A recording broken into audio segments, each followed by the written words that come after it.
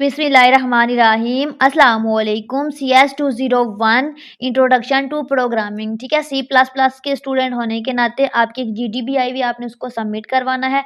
और ये क्वेश्चन आपसे पूछा गया है कि अगर आप सी प्लस प्लस प्रोग्रामर हो, ठीक है, ये इसका क्वेश्चन है।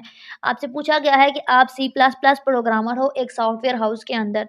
तो अब आपको ना सॉफ्टवेयर हाउस बेसिकली काम कर रहा है, उसके अंदर उनको ये टास्क दिया गया है कि एक कंपनी है, उसका सारा रिकॉर्ड उन्होंने ठीक है सेव करना है।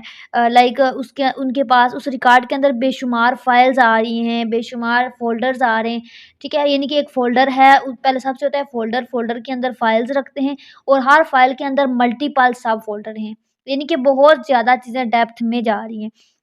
एक फ़ाइल्स हैं, बहुत ज़्यादा फ़ाइल्स का रिकॉर्ड है, फिर हर फ़ाइल के फ़ोल्डर का रिकॉर्ड है, फ़ोल्डर के अंदर फ़ाइल्स हैं, फ़ाइल्स के अंदर फिर सब फ़ोल्डर्स हैं। अब आप बेसिकली आपका काम ये है, कह रहे हैं कि अगर आप ये सारा काम कर रहे हो, तो अगर आपको कहा जाए कि आप सर्च करें लाइक आपने कोई भी एक फ़ाइल या फ़ोल्डर के अंदर से सब फ़ोल्डर सर्च करना है या ओपन करना है, तो आप सिंपली उसको सर्च करें और वो डायरेक्ट आपके पास ओपन होकर आ जाए। जहाँ पे भी जिस भी लोकेशन में वो पड़ा हुआ है, ईज़िली आ जाए। तो इस सिनेरियो के अकॉर्डिंग आप हमें बताएँ, यहाँ पे पूछा गया है कि आप बताएँ कि आप इटरेशन वाला मेथड चूज़ करोगे या रिकर्जन वाला मेथड यूज़ करोगे अकॉर्डिंग टू दिस सिनेरियो। ठीक है, यानी कि अगर आप सर्च करो तो इजीली चीज़ आपके पास ओपन होके आ जाए, कोई भी फाइल आ जाए, कोई भी सब फ़ोल्डर आ जाए दिए हुए रिकॉर्ड के अंदर, ठीक है, डायरेक्टरी के अंदर जितना भी रिकॉर्ड है उसके अकॉर्डिंग। तो आपने जस्टिफाई भी करना है, ठीक है, और वो वैलिड पॉइंट्स भी लिखने हैं। अब यहाँ पे आपको कुछ इंस्ट्रक्शन दी गई हैं कि आपने आंसर जो है लिखते हुए प्रॉपर डिस्क्राइब करना है मैकेनिज़्म को, ठीक है? बताना है कि ऑप्शन क्या है और क्यों है, उसकी डिटेल भी बतानी है। उसके बाद बहुत ज़्यादा लेंथी नहीं दे देना, आपको पता है जीडीपी जो होती है वो लिमिटेड वर्ड्स की होती है। यहाँ पे वर्ड लिमिट नहीं दी गई लेकिन आपने लिमिटेड ही लिखना है। उसके बाद कॉपी पेस्ट नहीं करना, इट्स मीन कि मेरी वीडियो देख के एज़ इट इज़ आपने नहीं लिखना, इसको आपने अपनी वर्डिंग में लिखना है चेंज करके। अच्छा, सिनेरियो को पहले पढ़ लेना है देन करना है। ये बेसिकली एमटीबी या जीडीबी आपके पास ना कमेंट होता है। जीडीबी आपके पास कमेंट होता है, C plus plus code is not required, ठीक है? कह रहे हैं कि सी प्लस प्लस का कोड नहीं लिखना स्टार्ट कर देना इसका, इस डिटेल के अकॉर्डिंग। बस आपने ना जस्टिफाई करना है कि कौन-सा मेथड है इटरेशन है या रिकर्जन है और उसकी डिटेल बतानी है। तो आप पोस्ट पे जाएँगे, जब पोस्ट पे जाएँगे तो इस तरह का इंटरफ़ेस आएगा, यानी कि कंट्रोल वी नहीं है। अगर तो कंट्रोल वी हो तो आप सिंपली वर्ड फ़ाइल पे जैसे यहाँ पे मैंने ये इसका आंसर लिखा है, इसको लिखेंगे और कॉपी पेस्ट कर लेंगे तो हम इसको सबमिट करवा लेंगे। ठीक है, ये काम करते थे लेकिन ऐसा नहीं हो सकता तो आपने सिंपली इसके अंदर ये देखिए कर्सर ब्लिंक आ रहा है, इट्स मीन कि जो भी लिखेंगे इधर लिखा जाएगा। इसके अंदर लिखना है, लिखने के बाद पोस्ट मैसेज करना है। अब इसमें क्या लिखना है मैं आपको इसका सॉल्यूशन शेयर करती हूँ। तो ये है इसका सॉल्यूशन, इसको हम करते हैं स्क्रॉल अप, ठीक है? अप अपवर्ड जाएँगे। अच्छा ये है जी इसका सॉल्यूशन।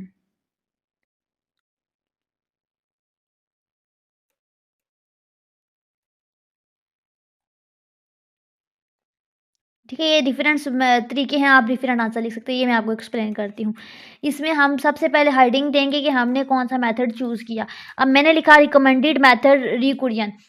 आप यहाँ पे लिख सकते हो सूटेबल मेथड रिकर्जन, ठीक है? कोई भी वर्ड आप चेंज कर सकते हो क्योंकि नाम तो यही होगा, यही मेथड बेस्ट है। अब रीज़न आप चेंज कर सकते हो, रीज़न को आप अपनी वर्डिंग में लिख सकते हो। तो यहाँ पे सबसे पहले हमने क्या मेंशन किया है कि हमारे पास जो सिनेरियो गिवन था क्वेश्चन में ये, इसके अकॉर्डिंग हमारे पास रिकर्जन बेस्ट है। ये method is search for file. अगर आप एक डायरेक्टरी के अंदर से किसी फाइल को सर्च करना चाह रहे हो, बहुत ज़्यादा फाइल हो और एक फाइल आपने चूज़ करनी हो और आप सर्च करो और आपके पास इज़िली ओपन हो जाए किसी भी सब फ़ोल्डर के अंदर से, तो वो आपके पास रिकर्जन वाला मेथड बेस्ट होता है। अब उसकी जस्टिफिकेशन या फिर आप हेडिंग दे सकते हो रीज़न, रीज़न 1 या रीज़न या जस्टिफिकेशन, ठीक है? तो ये मैंने इसके डिफरेंट आंसर यहाँ पे लिखे हैं मतलब स्टेप चीज़ वही एक्सप्लेन किया, नाम रिकुरियन ही लिखा है और एक्सप्लेनेशन में यही चीज़ डिफरेंट वर्ड में एक्सप्लेन किया ताकि चेंज हो जाए, ये आप आइडिया ले सकते हैं। तो यहाँ पे मैंने हेडिंग रीज़न 1, रीज़न 2, रीज़न 3 के नाम से दिया, ठीक है? आप पॉइंट 1, पॉइंट 2, पॉइंट 3 भी लिख सकते हैं, जैसे आपको सूटेबल लगे। यहाँ पे मैंने जस्ट 1, 2, 3 सिंपली पॉइंट पॉइंट लिखे हैं, नंबर लिखे हैं, जस्ट जस्टिफिकेशन की हेडिंग देके या एक्सप्लेनेशन की हेडिंग देके, ठीक है? ये directory structure and nature are hierarchical. अच्छा, इसमें आपके पास क्या कह रहे हैं, a file system is organise like a tree. Tree की तरह ऑर्गेनाइज हो रही है, ठीक है। यानी कि देखिए ट्री क्या होता है, ये ट्री होता है और ये उसकी उसकी ब्रांचेस होती हैं, उसकी ब्रांचेस के अंदर ब्रांचेस होती हैं, फिर ब्रांचेस होती हैं, ब्रांचेस इस तरीके से। तो कह रहे हैं कि एक फोल्डर है, उसके अंदर फाइल है, उसके फोल्डर एक फोल्डर नहीं है, मल्टीपल फोल्डर है, मल्टीपल फोल्डर के अंदर मल्टीपल फाइल्स हैं और हर फाइल्स के आगे मल्टीपल सब फोल्डर हैं। तो इसका स्ट्रक्चर आप देखें तो ट्री की तरह है, यानी कि अ फ़ोल्डर कंटेन फाइल्स एंड सब फ़ोल्डर्स, वही चीज़ मैंने बता दी है। उसके बाद सब फ़ोल्डर्स हैं, उसके अंदर भी फ़ोल्डर्स हैं, तो ये बेसिकली एक अ डेप्थ की तरफ जा रहे हैं, कंटिन्यूअसली आप डेप्थ की तरफ जा रहे हैं, इसलिए हम इसको चूज़ करेंगे। उसके बाद मैंने दूसरी रीज़न लिखी है, recursion handle unknown depth more easily. Basically recursion का ये काम होता है कि आपके पास कोई भी डेप्थ में फाइल पड़ी है, फोल्डर पड़ा है, तो आप उसको इजीली सर्च कर सकते हो, ओपन कर सकते हो, ठीक है, असेस कर सकते हो, रीच कर सकते हो। डिफरेंट वर्ड बता रही हूँ, आपने असाइनमेंट के जीडीबी के अंदर ना क्वेश्चन वर्ड चेंज करने हैं। अच्छा, ये आ जाएगा। तो बेसिकली यही कह रहे हैं कि इसकी वजह से हम इसको चूज़ करते हैं, ठीक है। बहुत लेंथी हमने एक्सप्लेनेशन नहीं दी है, पॉइंट 1 में मैंने इतनी सी दी है, पॉइंट 2 में भी मैंने इतनी सी दी है।